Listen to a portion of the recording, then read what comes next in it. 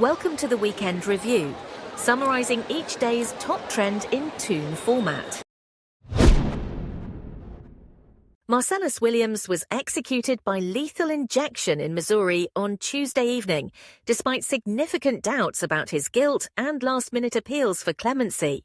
His attorneys argued that new evidence, including potential jury bias and contamination of the murder weapon, warranted a stay of execution.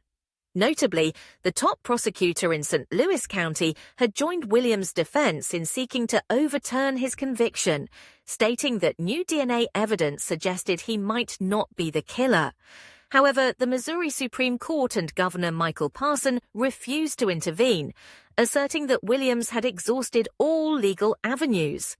The U.S. Supreme Court also denied a stay without providing an explanation, although 3 justices indicated they would have supported the request. Despite claims of innocence and issues raised regarding the trial's integrity, no new evidence was deemed sufficient to halt the execution. Brett Favre, the former NFL quarterback and Hall of Famer, revealed during a congressional hearing that he has been diagnosed with Parkinson's disease at the age of 54.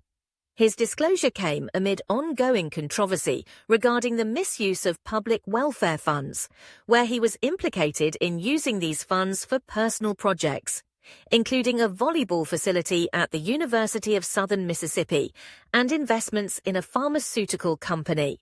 Favre claimed he was unaware that the funds were intended for welfare. Parkinson's disease is a progressive neurological disorder that affects movement and balance with no known cure. Favre's history of concussions during his NFL career, where he acknowledged sustaining 3 or 4 concussions but estimated he might have had many more, raises concerns about the links between brain injuries and conditions like Parkinson's, which affects many former NFL players. Richard Goodall has captured national attention and won season 19 of America's Got Talent. Known for his heartfelt performances of 1980s hits, including Journey's Faithfully, Goodall dedicated his win to his late wife Patty.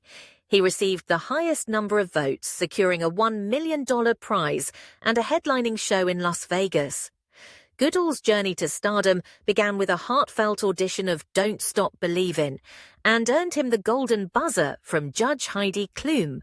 Throughout the season, he impressed audiences with renditions of songs by Michael Bolton and Survivor. Following his victory, Goodall is set to make his first live appearance at the Toyota Event Center in Princeton, Indiana, on September 27th. The finale featured performances from celebrities like Simone Biles and Michael Bublé, culminating in Goodall performing with Journey's Neil Schon. Hurricane Helen is forecast to make landfall on Florida's Gulf Coast as a Category 4 storm on Thursday evening, with the National Hurricane Center warning of catastrophic storm surges potentially reaching 20 feet. In anticipation, governors from Florida, Georgia, South Carolina, and North Carolina have declared states of emergency. Florida officials have issued mandatory evacuation orders for low-lying areas, advising residents to prepare for possible power outages lasting up to a week. Governor Ron DeSantis highlighted the storm's severity, stating, "It's a big, big storm."